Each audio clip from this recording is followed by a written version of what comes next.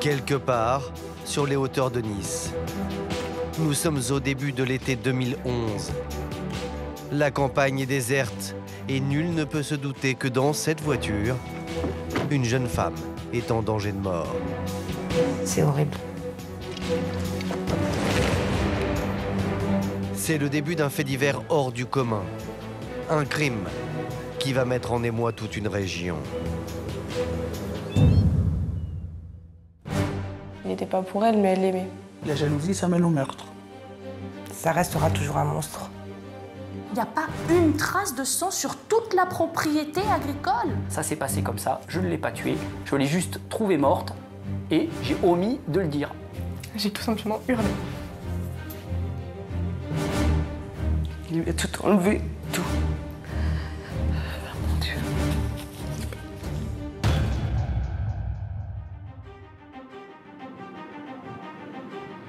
Cagnes-sur-Mer, samedi 11 juin 2011. Christine Gaglio est assistante maternelle. Tous les jours de la semaine, de 8h à 17h, elle garde avec son mari le petit Hugo, 18 mois, le fils d'Aurélie Fouché, une jeune serveuse de 21 ans. La jeune maman a toujours récupéré son fils à l'heure, mais ce jour-là, bizarrement, Aurélie est en retard. Elle nous a envoyé un coup de téléphone en nous disant qu'elle avait une petite course à faire. Elle devait aller acheter un cadeau d'anniversaire pour sa petite sœur Morgane. Je me dis dans ma tête, bon bah elle a 2 petits trucs à faire, elle va arriver, elle va pas tarder. Mais le temps passe et la mère du petit Hugo n'arrive toujours pas. On essaye de l'appeler, de la joindre, je lui laisse des messages. Voilà, je m'inquiète, je me dis c'est bizarre, elle tarde un peu, là c'est bizarre.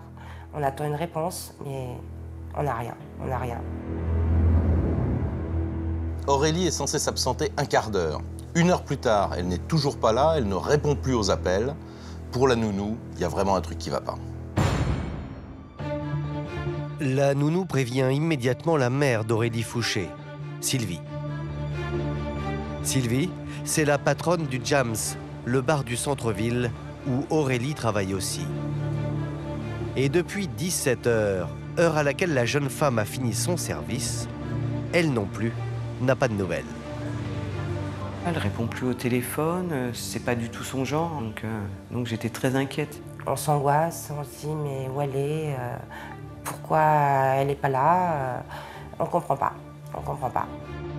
L'inquiétude grandit d'autant plus qu'Aurélie est une mère poule qui n'aurait pour rien au monde abandonné son fils. Hugo, elle aurait jamais laissé Hugo.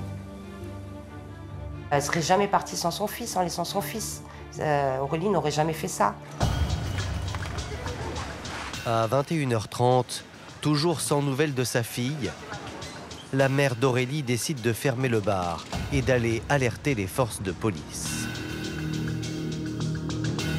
La mère d'Aurélie Fouché va se présenter au commissariat de Cagnes-sur-Mer pour signaler donc en pleine nuit qu'elle n'a plus aucune nouvelle de sa fille. Je leur explique voilà, la situation, que ma fille ne serait jamais partie. Il n'y avait aucune raison qu'elle s'en aille comme ça, et elle ne l'a jamais fait. Les policiers prennent les craintes de Sylvie très au sérieux. Immédiatement, nos collègues vont lancer un environnement de cette demoiselle, essayer de la localiser. Les policiers vont fouiller l'appartement d'Aurélie, ils vont interroger les voisins, ça ne donne rien. Et force est de constater que de toute la nuit, personne n'aura de nouvelles de la jeune mère de famille.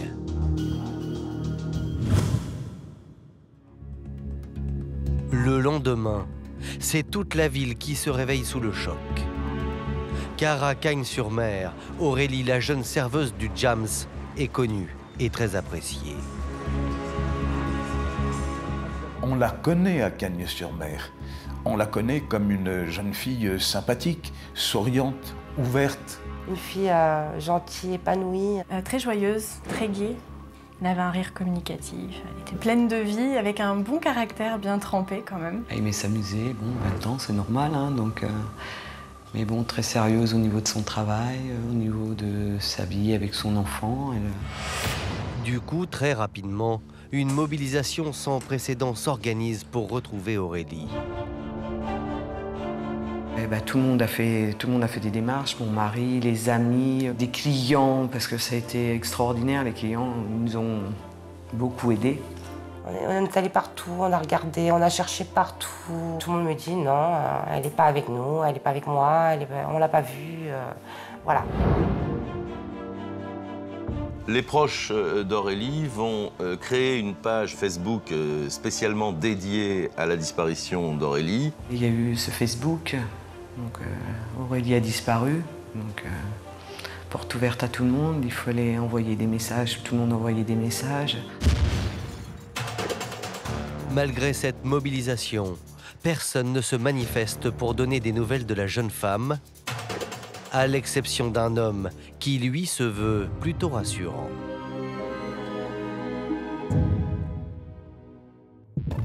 En effet, quelques heures après la disparition, Christine, la nounou, reçoit un texto sur son portable. Il provient de l'ancien compagnon d'Aurélie, un certain Éric Corniglion, le père du petit Hugo. Le voici sur cette photo. Et voici ce que le jeune homme écrit. Là, il me dit « Bonjour, excuse-moi de te déranger. Elle vient de m'appeler à l'instant. Elle rentre lundi, dans l'après-midi, et qu'il ne faut pas se faire du souci. J'ai pas réussi à la faire plus parler. Fais un bisou au petit. » Voilà le texto qu'il m'envoie. Si l'on en croit ce message de l'ex-compagnon d'Aurélie, la jeune femme aurait donc soudainement décidé de partir en week-end sans prévenir son entourage. Alors que tout le monde la recherche, Éric Corniglion, lui, affirme que tout va bien, alors qu'elle a tout plaqué, son boulot, sa famille, son enfant, et là, la nounou hallucine. Et donc ce message qui se voulait rassurant va provoquer l'effet contraire. C'était improbable qu'elle fasse une chose pareille. C'était pas possible. Elle aurait prévenu, elle m'aurait téléphoné en disant « Maman, voilà, tu t'occupes du petit ce week-end » ou avec Christine, vois avec. Mais là, il y avait rien de prévu de tout ça. Pour la mère d'Aurélie, pas de doute, l'ex-compagnon de sa fille est pour quelque chose dans cette disparition. D'autant que depuis leur séparation, ce dernier avait un comportement inquiétant. Elle n'arrêtait pas de dire que Éric n'arrêtait pas de la harceler. C'est vrai qu'il appelait souvent au téléphone et pendant son travail, ses heures de travail, il était tout le temps là, tout le temps à passer, à regarder, à venir chez elle à l'improviste. J'ai été au commissariat, je leur ai dit, c'est lui. Il l'a emmené, je ne sais pas où, il la retient sûrement à Vence. Pour moi, j'étais presque persuadée. Il disait qu'il l'aimait tellement que... C'est donc sans hésiter que les policiers décident d'aller voir ce qu'il se passe au domicile d'Éric Corniglion.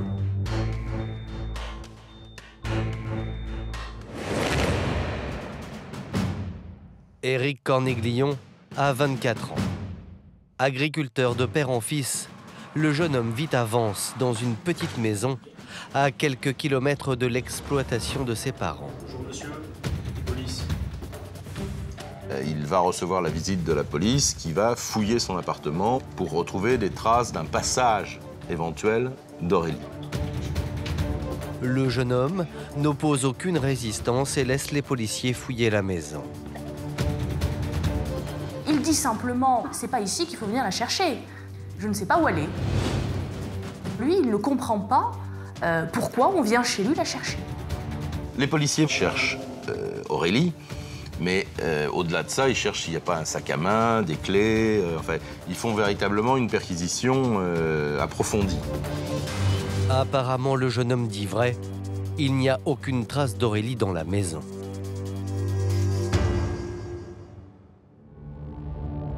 Interrogé sur le SMS qu'il a envoyé à la nounou, Éric Corniglion confirme avoir en effet reçu un appel téléphonique d'Aurélie. Celle-ci lui aurait dit qu'elle serait de retour le lundi. Mais face aux policiers, le jeune homme va ajouter un détail plutôt inquiétant. Son ex-compagne avait l'air de parler sous la contrainte. Voici ce qu'il déclare exactement. Alors que je lui demandais où elle était, ce qu'elle faisait, j'entendais en fond des voix masculines qui ont rigolé quand elle a dit lundi soir. J'ai eu l'impression dans la voix d'Aurélie qu'elle avait peur.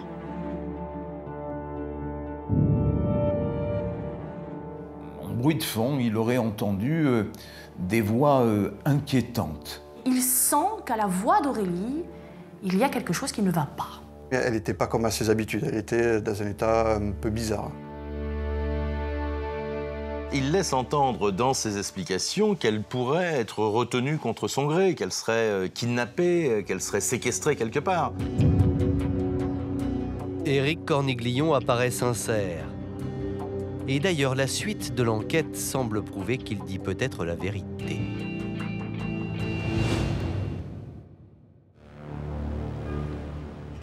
En effet, en épluchant les relevés téléphoniques d'Éric Corniglion, les policiers retrouvent la trace d'un appel en numéro masqué. Il reçoit bien un appel à 20h28 ce soir-là d'un numéro qui n'est pas un de ses familiers. Un appel d'un numéro anonyme qui dure 1 minute et 29 secondes. Vu la date et l'heure, cela pourrait être un appel d'Aurélie. Alors, la jeune femme aurait-elle été enlevée? Et parlait-elle sous la contrainte?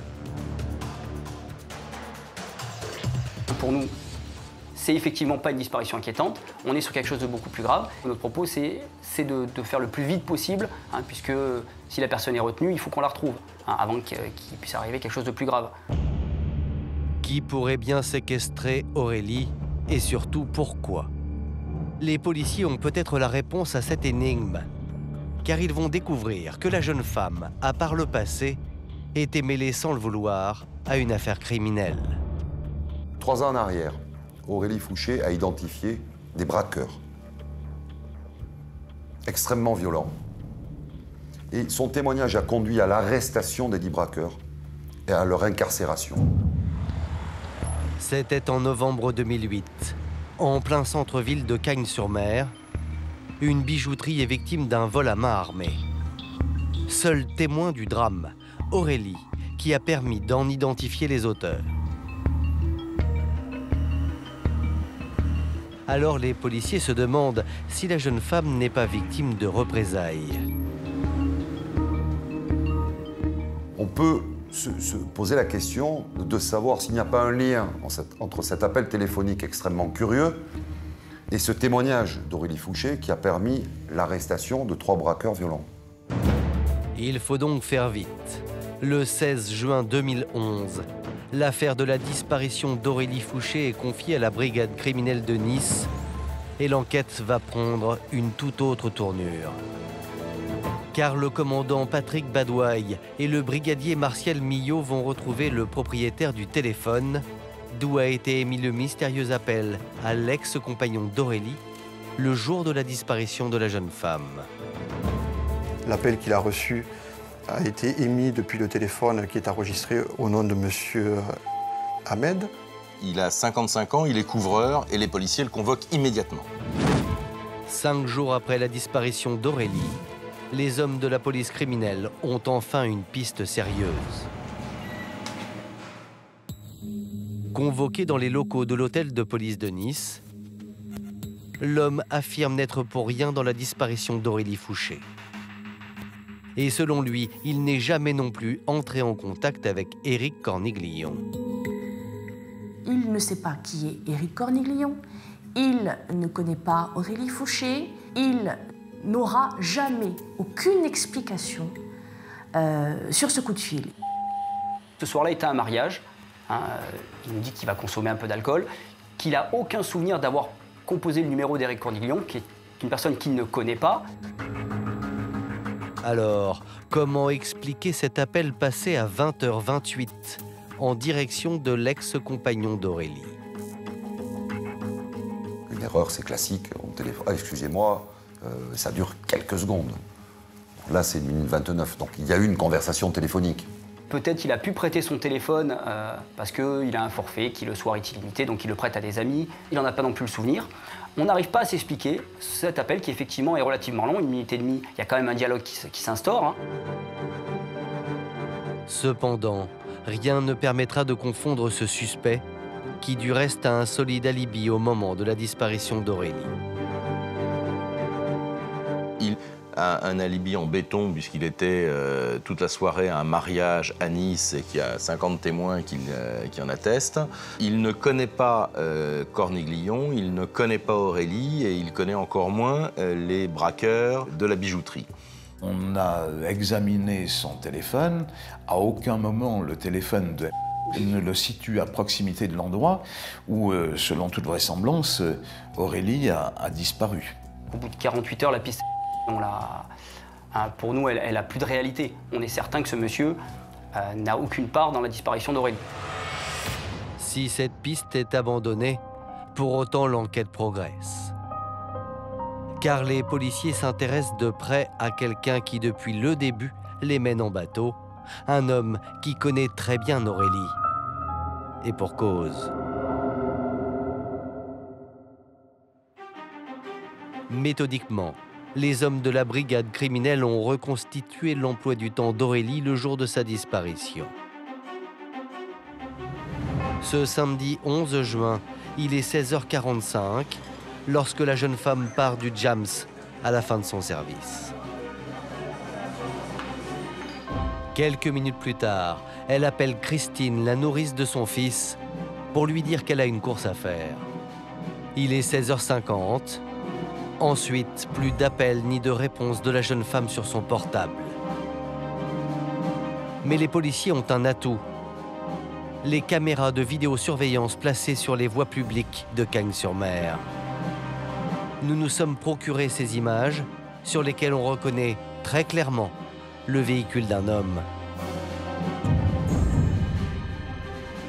On va s'apercevoir qu'à ce moment-là, Éric Corniglion se trouvait lui aussi à Cagnes-sur-Mer. Sur cette photo, enregistrée par la caméra à 16h51, la voiture d'Éric Corniglion est garée à seulement quelques rues du bar où Aurélie travaille. Et ce n'est pas tout. On a effectivement trouvé des images d'Aurélie, sachant qu'Aurélie, le jour de sa disparition, porte un haut rouge, un petit haut rouge à capuche. 7 minutes plus tard, à 16h56, on distingue nettement la silhouette d'Aurélie qui marche en direction de la voiture d'Éric Corniglion. On va voir sur les caméras de vidéosurveillance qui ont été faites par les policiers de Cagnes, Aurélie montée dans sa voiture à 16h57. Où Aurélie et son ex-compagnon se rendaient-ils? Et surtout, pourquoi Éric Corniglion n'a-t-il jamais dit qu'il était avec la mère de son fils? Le jeune agriculteur va devoir s'expliquer.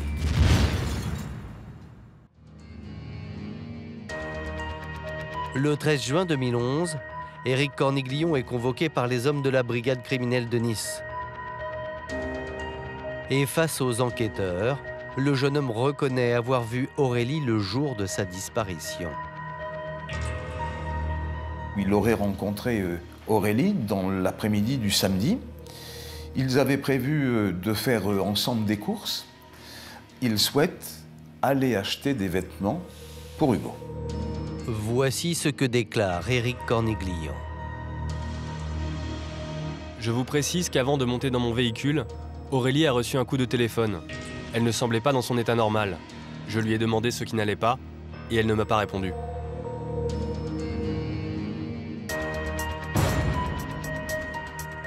Il roule quelques rues vers le centre-ville pour acheter des vêtements pour l'enfant.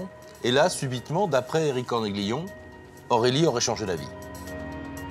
Elle regarde son téléphone et elle lui dit « Laisse-moi là, je veux descendre ». Elle va dire à Éric Corniglion « Arrête-toi immédiatement, dépose-moi ici, laisse-moi, je ne pars plus avec toi ». Elle a changé d'avis en me demandant de la laisser chemin des roseaux, car un ou son copain devait venir la chercher. Elle était plutôt blanche. Lui, il ne va pas être curieux, il ne va pas poser de questions. Donc il la laisse sur le bord de la route, alors qu'il est toujours à Cagnes-sur-Mer. Si l'on en croit les déclarations d'Éric Corniglion, il aurait donc déposé Aurélie dans un quartier à la périphérie de Cagnes-sur-Mer, aux alentours de 17h, ce samedi 11 juin. Puis, il serait reparti en direction de Vence pour rejoindre l'exploitation agricole de ses parents.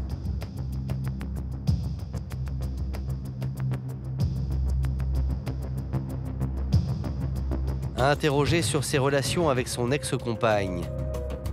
Voici ce que le jeune homme raconte. J'estime que nos relations étaient bonnes. C'est la mère de mon fils. Je la considère comme une bonne amie. Et je tiens à garder des bonnes relations avec elle, pour le bien-être de notre enfant.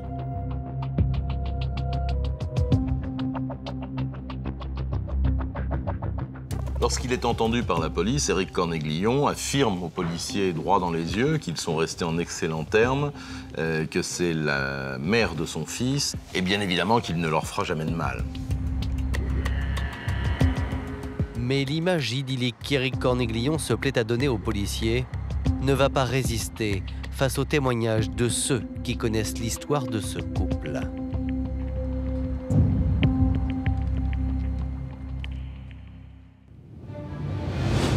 Éric rencontre Aurélie 2 ans plus tôt, c'était en janvier 2009. Et immédiatement le courant passe entre les deux jeunes gens, c'est même l'amour fou. C'est le coup de foudre. Elle avait tout pour elle, elle était belle, jolie, gentille. Aurélie a d'ailleurs été la seule femme qu'Éric ait jamais aimée. C'est celle dont il a tatoué le prénom sur son bras. Elle était bien avec lui au début, elle était amoureuse. Il y a incontestablement de l'amour. Et un amour partagé, un amour réciproque. C'était un garçon gentil, sympa. Il était attentionné, il l'a traité comme sa princesse. J'avais même dit à Aurélie, tu vois, il est sympa, il a l'air d'être bien. Ils se sont mis tout de suite ensemble. Au bout de 3 mois où ils étaient ensemble, elle est tombée enceinte. Ça a été très rapide. Ah, deuxième face, double face. Quand elle est tombée enceinte, ça a été terminé. D'après les proches d'Aurélie, à la naissance du petit Hugo, le conte de fées vire au cauchemar. Elle était amoureuse, comme elle disait, mais petit à petit, elle se rendait compte qu'il n'était pas vraiment pour elle, quoi. Il était vachement sauvage, brutal. Alors, vis-à-vis des femmes... Pour lui, la femme a une place à la cuisine et à s'occuper du linge, pendant que lui est sur le tracteur en train de s'occuper des champs. Et elle, qui n'a pas vécu à la campagne, qui n'est pas une fille de la terre, a trouvé le régime un petit peu brutal. Éric serait alors devenu possessif, jaloux et même tyrannique. Les rares fois où on s'appelait, où on se parlait au téléphone, c'était... elle était seule, déjà. Il fallait pas qu'Éric soit là. Il fallait surtout pas qu'il sache qu'elle m'appelle parce qu'il était jaloux, maladif. Il l'empêchait quand même de voir sa famille, ses amis, elle pouvait plus sortir. Je pouvais pas voir ma fille, c'était quelque chose, hein. C'était un drôle de personnage. Hein. Éric Cornéglion fait le vide autour d'Aurélie. C'était sa chose, ça lui appartenait, sa propriété. Quand il partait le matin travailler chez ses parents, il l'enfermait. Elle était dans la maison, enfermée. Un jour, les gendarmes interviennent chez lui parce qu'Aurélie est enfermée. Hein. Il est parti travailler, il l'a enfermée à la maison. Elle est verrouillée, elle ne peut pas sortir.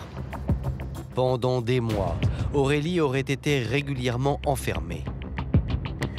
Sa meilleure amie Fiona se souvient d'un jour où la jeune maman avait réussi à se sortir des griffes de son compagnon pour passer une soirée entre copines.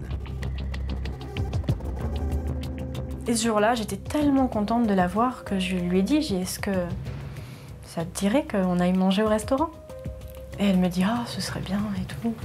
Donc on est partis toutes les deux au restaurant, mais vraiment juste à côté.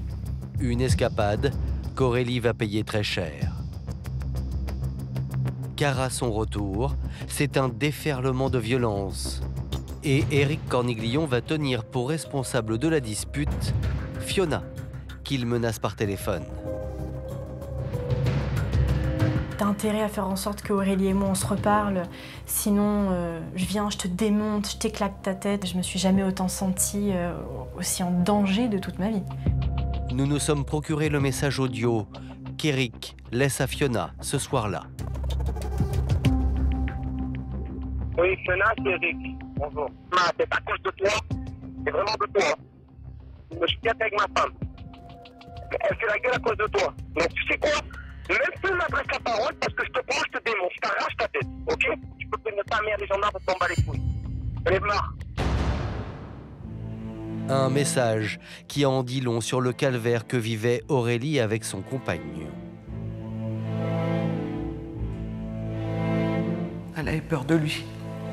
Comme beaucoup de monde, de toute façon. Ses grandes paroles, toujours à impressionner, toujours à menacer, c'est tout ce qu'il savait faire, de toute façon.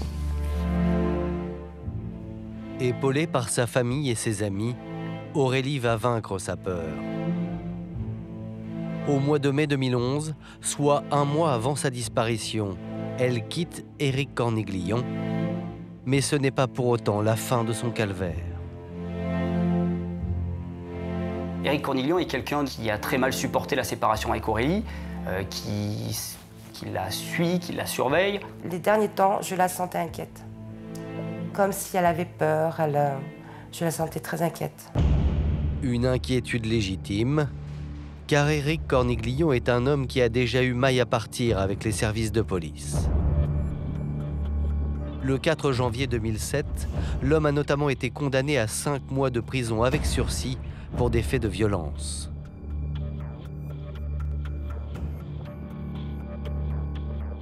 Un jour, il avait eu une altercation avec l'ex-petit ami d'Aurélie Fouché et que lors de la bagarre, il y avait sauté dessus, il avait bouffé l'oreille. Éric Corniglion a des antécédents de violence. On ne peut pas dire que c'est un agneau. Éric Corniglion a donc menti aux policiers sur la nature de ses relations avec Aurélie, qui, contrairement à ses déclarations, était loin d'être au beau fixe. Est-ce là son seul mensonge? Il faut croire que non.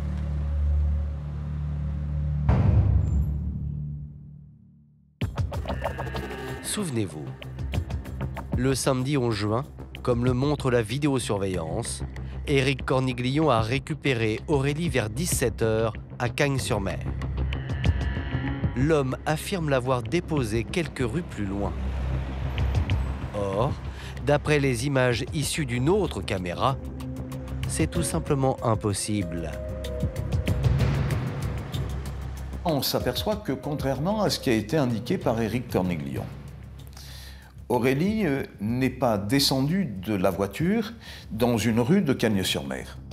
En effet, les enquêteurs vont retrouver la trace d'Aurélie un peu plus loin, dans la commune de Villeneuve-Loubet. On va en arriver en disséquant, parce qu'on ne peut pas utiliser un autre mot, la vidéo des caméras de Villeneuve-Loubet, à avoir une image sur 1 seconde où on s'aperçoit que dans la voiture d'Éric Corniglion, il y a un vêtement rouge côté passager à l'avant. Il est 17 h 08, on est à Villeneuve-Loubet. Les caméras de Villeneuve-Loubet l'attestent. Aurélie Fouché n'est pas descendue à Cagnes-sur-Mer, comme son ex-compagnon l'avait prétendu. Et ce n'est pas tout. Tout porte à croire que le jeune maraîcher l'a conduit à la ferme de ses parents. Et cette caméra se trouve bizarrement à quelques centaines de mètres de chez les parents Corniglion. À 17 h 08, on le voit avec elle dans la voiture, aller à la ferme de ses parents. Et là, les enquêteurs ont la révélation qu'Éric Corniglion leur a menti. Une disparition soudaine, un ex-compagnon jaloux et menteur. Désormais, les enquêteurs en sont persuadés. Éric Corniglion a forcément quelque chose à se reprocher. Pour nous, il est impliqué. On vient d'avoir un élément tangible, cette image, qui va nous conforter dans notre idée de dire c'est bon, on ne se trompe pas, c'est bien notre suspect, elle est avec lui, il nous a menti. Aurélie serait-elle vivante et séquestrée une nouvelle fois par son ex-compagnon? 10 jours après la disparition d'Aurélie Fouché, les hommes de la brigade criminelle de Nice décident d'interpeller Éric Corniglion. Il est 15 h lorsque le capitaine Badouaille et le brigadier Millot empruntent le long chemin de terre qui traverse l'exploitation agricole de la famille Corniglion. On arrive sur le terrain de la famille Corniglion. On se présente à Éric qui est dans le champ en train de travailler. Et là, on va lui expliquer. Là, vous êtes en garde à vue et on sait que vous êtes impliqué. Il va falloir qu'on tire ça au clair, mais de toute façon, on le sait. On va le mettre dans un véhicule, menotté. Les enquêteurs décident de mettre Éric Corniglion sous pression.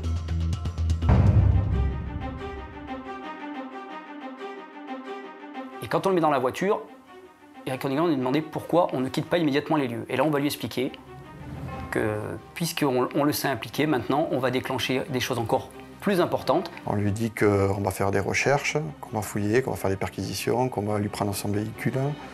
Et que s'il faut, on va retourner tout le terrain. Et lorsque le policier lui dit on va tout casser ici, en gros, si tu nous dis pas ce que tu as à nous dire, hein. Et là, je pense qu'il est dans un état de panique. Et contre toute attente, sous la pression des enquêteurs, Éric Corniglion va craquer. Et à notre grande surprise, il change d'attitude. Hein. Et là, il va nous dire allez, c'est bon, sortez-moi de la voiture, je vais vous amener à Aurélie. Je vais vous conduire à Aurélie. Les déclarations d'Éric sonnent comme un coup de tonnerre. Après 10 jours d'investigation, pour la première fois, les policiers viennent de retrouver la trace d'Aurélie. L'espoir renaît. La phrase veut dire qu'elle est vivante. Je vais vous amener à Aurélie, elle est là quelque part. Donc là, on se dit banco. Hein. On est tous presque contents en se disant il va nous amener à elle, on va la retrouver blessée, affaiblie, mais elle sera là, on va pouvoir la rendre à sa famille. Seulement, tout ne va pas se dérouler comme les policiers l'espèrent. Et ce qu'ils vont découvrir ce 20 juin 2011, ils ne l'oublieront jamais. Donc on le sort de la voiture et on va cheminer avec lui sur à peu près 400 mètres. Mais Éric Corniglion ne se dirige pas vers un abri ou une habitation. Non, le jeune homme guide les policiers vers un terrain vague pour s'arrêter devant une fosse. C'est une fosse qui sert à brûler tous les déchets de la ferme. C'est des cagettes, c'est des sacs de papier. À ce moment-là, Éric Corniglion tombe à genoux, en pleurs. Et il leur dit « Aurélie est là ».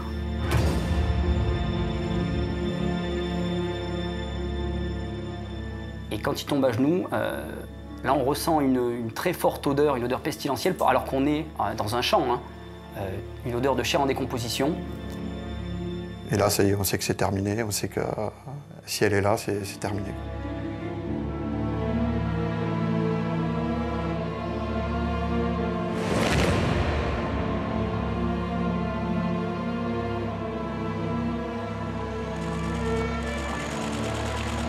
On va minutieusement commencer à vider cette fosse, à dégager les cagettes, tout ce qui a été entassé là-dedans, jusqu'à trouver une bâche plastifiée. Et dans cette bâche, on trouve un corps. C'est Aurélie, puisqu'elle a son débardeur rouge qu'on voit très bien.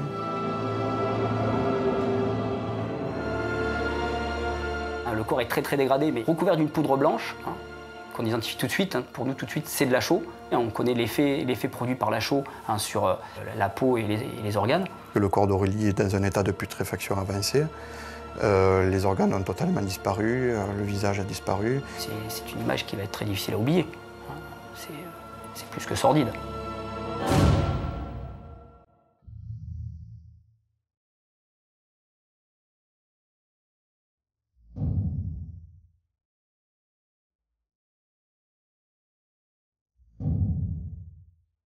De policiers qui viennent, qui ont découvert le corps d'Aurélie et qui viennent, qui me disent voilà, on a retrouvé votre fille. Et là, je comprends, je sais, et donc je m'accroche aux policiers, je hurle en disant que c'est pas possible. Voilà, de quel droit? De quel droit? Il n'y a personne qui a le droit de faire ça. C'était une bonne maman.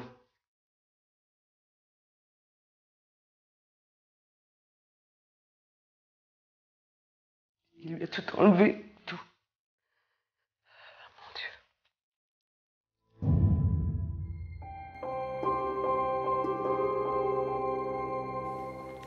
J'ai tout simplement hurlé. Je suis allée dans ma salle de bain. J'ai hurlé. Il l'a tuée. Elle est morte. On reste transi de chagrin, de tristesse. C'est horrible. À Cagnes-sur-Mer, dans la commune qui a vu grandir Aurélie, l'annonce de sa mort est vécue comme un véritable traumatisme. Une marche blanche s'organise où des centaines de personnes rendent hommage à la jeune maman qui laisse derrière elle un petit garçon de 18 mois.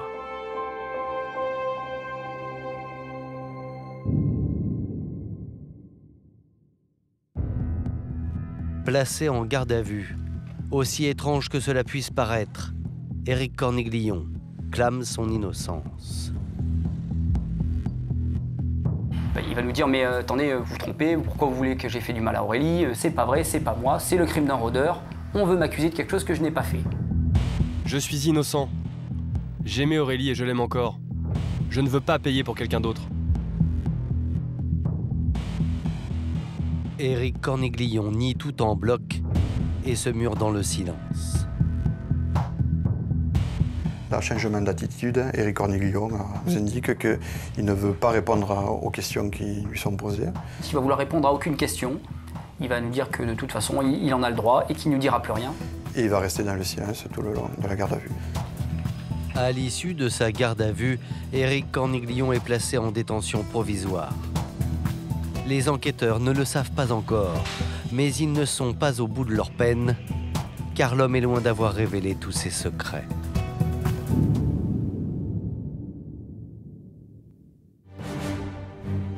Le 30 juin 2011, les policiers décident de le réinterroger. Et cette fois-ci, l'homme va parler. Dans les bureaux de la brigade criminelle, Éric Corniglion va livrer une version hallucinante du samedi 11 juin, jour de la disparition de son ex-compagne. Il va expliquer en gros que ce jour-là, il a rendez-vous avec Aurélie à 16h45, 17h. Il doit repasser à la ferme, déposer des affaires, sauf qu'arrivé à proximité de la ferme, ils se disputent. Et là, il va expliquer que quelques mètres avant d'arriver à la ferme, Aurélie, subitement, va lui demander de descendre du véhicule.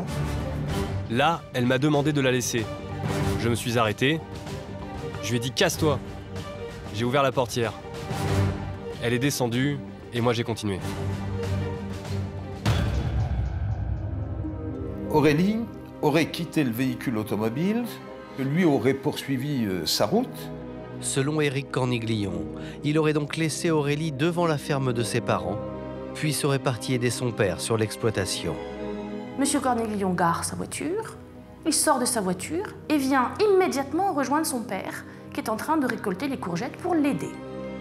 Il doit y rester peut-être une demi-heure, et puis il s'en va, il rentre chez lui. Mais à son domicile, inquiet, Éric ne réussit pas à trouver le sommeil. Tard dans la nuit, il serait alors retourné à la ferme.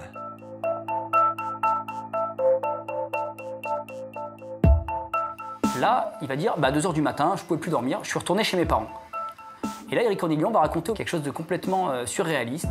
Il explique qu'il fait des grands zigzags avec sa voiture, et plein phare, comme s'il était à la chasse au renard, pour braconner. Zigzaguer avec sa voiture pour essayer de trouver des renards. Et que là, il va s'apercevoir qu'il y a quelque chose sur le côté de la route, il va s'arrêter.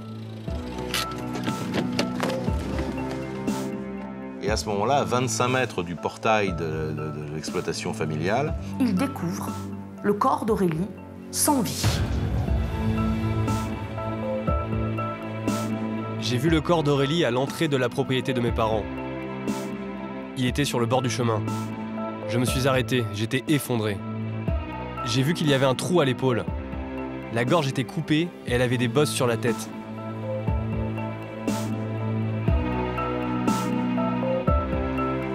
Il va s'apercevoir qu'elle a des bosses sur le crâne, qu'elle a eu la gorge tranchée. À côté du corps, Éric Corniglion aurait trouvé une barre de fer pleine de sang. Par peur d'être accusé, l'homme aurait ensuite décidé de cacher le corps de son ex-compagne.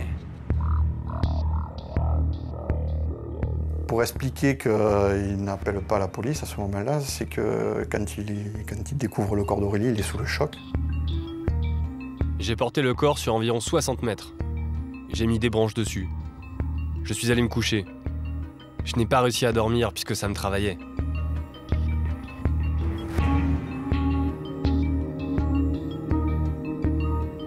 Éric raconte ensuite que le lendemain, il serait revenu à la ferme de ses parents. Il sait qu'il va être le premier à être accusé parce que tout le monde sait qu'ils ont eu dans le passé une relation tumultueuse.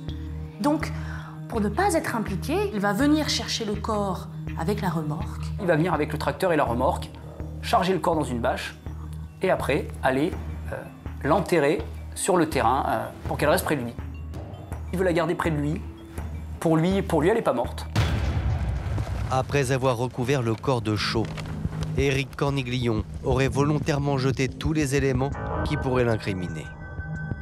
Il jette le portable d'Aurélie dans la rivière et cache la barre de fer derrière un hangar.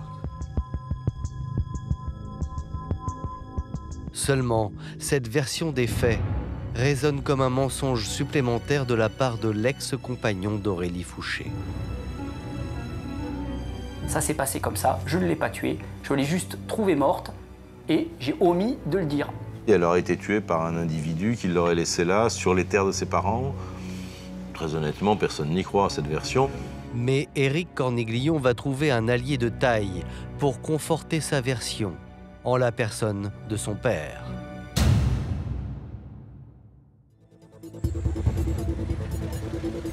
Placé lui aussi en garde à vue, Christian Corniglion va confirmer les déclarations de son fils. Lui va nous dire qu'il n'a pas vu Éric arriver avec Aurélie ce jour-là, qu'il a vu la voiture sur le chemin passé, que Éric, pour lui, était tout seul. Et il est fort belle, Éric Corniglion est seul dans la voiture. Aurélie n'est pas là.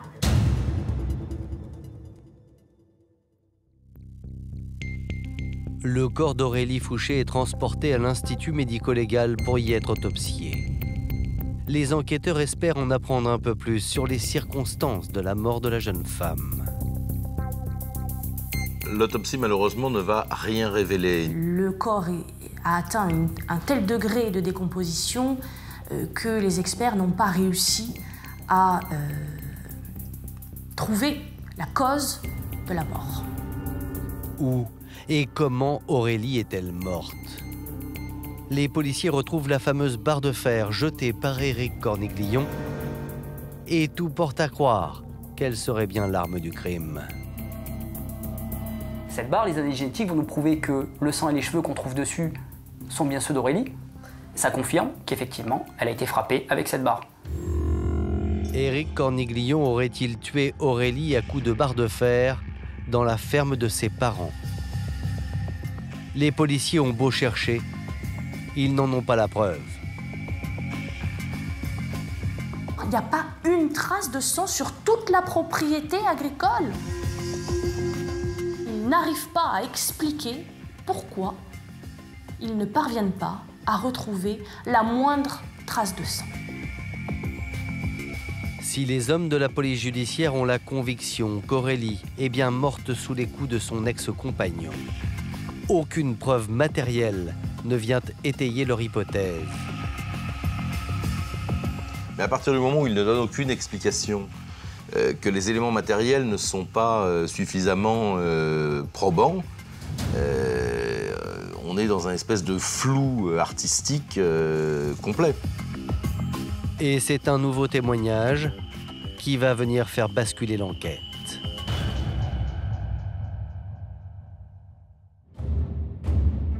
Nice, le 13 janvier 2012, 7 mois après la découverte du corps d'Aurélie. Il est 9 h du matin quand une femme d'une trentaine d'années est convoquée au bureau de la brigade criminelle. Fébrile, elle dit détenir des informations cruciales. Cette femme, la voici, elle a 35 ans. C'est la propre sœur d'Éric Corniglion. Face aux policiers, elle va raconter une histoire à peine croyable. Une semaine auparavant, elle aurait eu une étonnante intuition. La sœur d'Éric Corniglion arrive dans ce dossier en procédure de manière particulière, je dirais. Malheureusement, j'ai fait un rêve prémonitoire. En dormant, une nuit, j'ai vu mon frère me parler. Il m'a dit, ma sœur, il faut que tu viennes me voir, j'ai quelque chose à te dire. Et là, j'ai pris la décision d'aller voir mon frère. Et j'aurais mieux fait de m'abstenir. Parce que ce que j'ai appris, j'aurais préféré ne pas l'apprendre. Le lendemain, elle explique s'être rendue au parloir de la prison de Grasse pour voir son frère, Eric. Et j'ai dit, maintenant je veux savoir, est-ce que c'est toi qui as fait ça? Et là, il se lève, il tombe comme un lion en cage et il se met à quatre pattes. Et il me dit, je vérifie qu'il n'y ait pas de micro. Et puis, à un moment donné, il lui aurait tout raconté. Il vide son sac complètement. Eric lui explique dans quelles conditions il a tué Aurélie et il a tenté de faire disparaître son corps. Contre toute attente, Eric Corniglion aurait livré à sa sœur ce qu'il se serait réellement passé ce samedi 11 juin à 17h30. Il me raconte qu'il est allé chercher Aurélie chez elle, il me raconte qu'ils étaient partis pour acheter des vêtements pour Hugo. Sous un prétexte fallacieux, il l'a amené chez ses parents. Il lui explique qu'il a dû oublier son portefeuille ou qu'il a quelque chose à déposer. Eric Corniglion lui propose d'aller voir les cochons. Elle refuse cette proposition parce que ça ne l'intéresse pas, elle a autre chose à faire. Et là, une dispute éclate. Il se serait emporté. Et Aurélie n'a pas voulu sortir, donc il a sorti de force. Et là, il s'empare d'une barre de fer, il lui en colle un grand coup sur la tête, une première fois. Et elle serait tombée par terre et elle aurait crié, elle se serait relevée. Il aurait retapé une deuxième fois, elle aurait crié encore plus fort.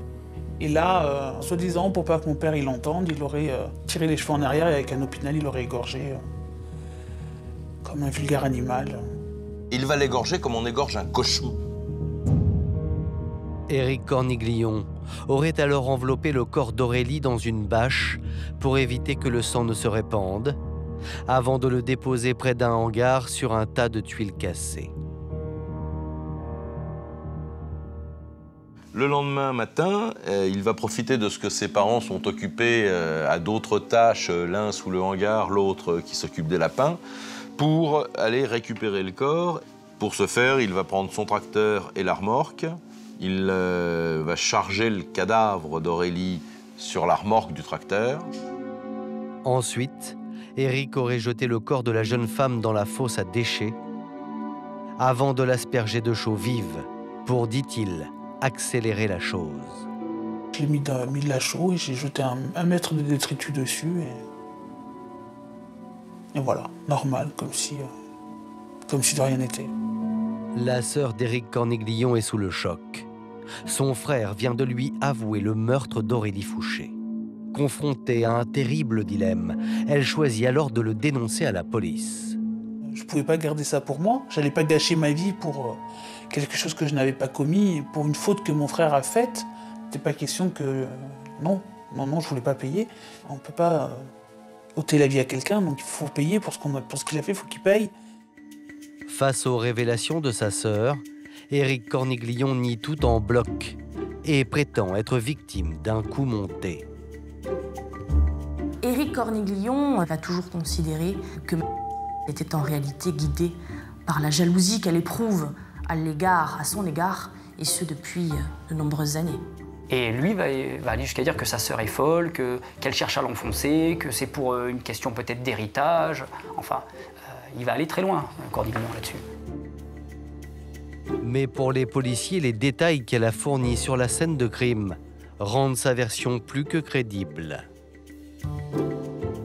Elle n'a pas pu inventer des choses qu'elle nous a dites qu'elle ne pouvait pas savoir. Elle aurait pu inventer Eric l'a tué, je ne sais pas, avec un fusil de chasse, mais nous raconter l'histoire de la barre de fer, l'histoire du couteau, l'histoire du hangar, de la bâche, tout ça, il y a des choses qui ne sont jamais sorties dans la presse. Corniglion ne pouvait pas avoir accès au dossier, elle ne pouvait pas détenir ces informations. Pour les policiers, reste à savoir si Eric Corniglion a agi sur un coup de tête ou s'il nourrissait le désir de supprimer la mère de son enfant. L'homme aurait-il tout prémédité? Pour le moment, les enquêteurs n'en ont pas la preuve, mais un détail va tout changer.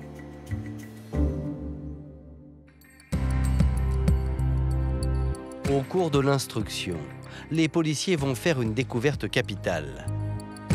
Comme ce ticket de caisse l'atteste, le 11 juin, jour de la disparition d'Aurélie, Éric Corniglion a acheté 20 kilos de chaux vives dans un magasin de bricolage.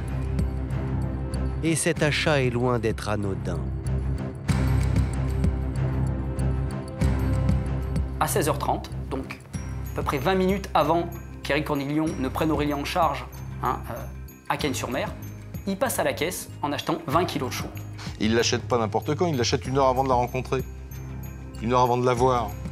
On sait qu'1 heure après, elle est déjà morte. Comment ne pas établir le lien entre l'acquisition de la chaux, le rendez-vous donné à Aurélie Fouché sur Cagnes-sur-Mer? Donc là, nous, on a un élément qui laisse à penser qu'Éric Corniglion a pu préméditer ce qu'il a fait, puisque, juste avant d'aller chercher Aurélie, il va acheter cette chaux. Les enquêteurs découvrent alors un homme méthodique et manipulateur. Et de fil en aiguille, on va remonter comme ça au fait qu'il ait appelé Aurélie plusieurs jours après, en lui laissant des messages sur son portable, avec une petite voix douce, « Ma chérie, où tu es? Tout le monde s'inquiète, réponds-moi, le petit te demande. » Voici le message qu'Éric Corniglion a laissé sur la boîte vocale d'Aurélie, alors qu'il savait pertinemment qu'elle était morte depuis 8 jours. Oui, c'est moi. On se fait tous du souci. T'es sur le journal, tout ça, donc s'il te plaît, rappelle. Fais-le au moins pour le petit, parce qu'il ne fait que t'appeler. T'es parti en vacances? Bon ben, à de suite. Il continue à la faire vivre avec des messages bidons. Alors qu'à ce moment-là, il sait qu'il l'a mise dans la fosse et qu'il a jeté son téléphone à la rivière. Il sait qu'elle est morte. Quel intérêt de l'appeler, outre que de donner des fausses pistes aux enquêteurs ou essayer de dégager sa responsabilité en disant « Mais non, vous dites que je peux être impliqué, mais regardez, moi j'ai essayé de l'appeler, j'ai essayé de la joindre. » Il a un vrai sens de la mise en scène, ce garçon.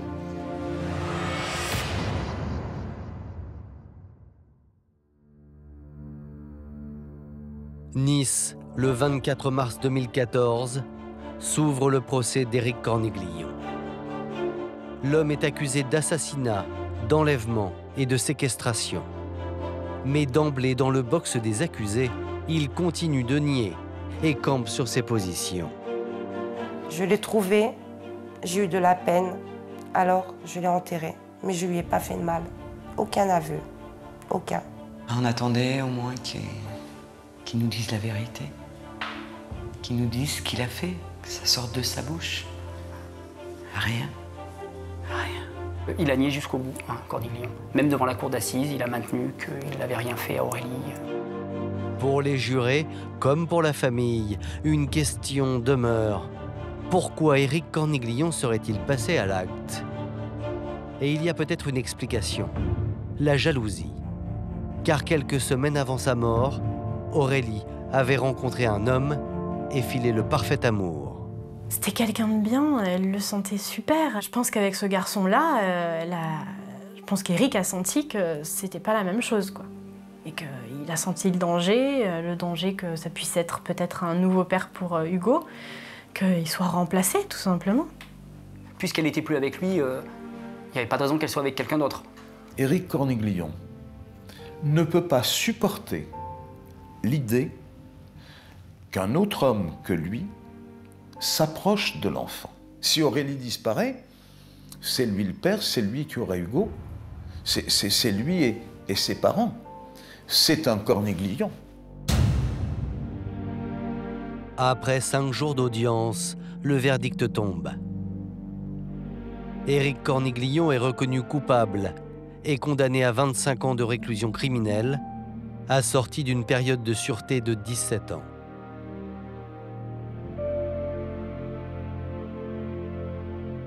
Donc c'est 25 ans. Bon, c'est sûr que voilà, c'est jamais assez, mais c'est quand même déjà une bonne peine qu'il a pris. J'espère que ça le fera beaucoup réfléchir. Des fois, je me dis, à cause de moi, il va passer des années en prison, mais je me dis, il devait le savoir. Quand on ôte la vie à quelqu'un, on sait ce qui nous attend. On sait bien qu'on passe pas au travers de la justice.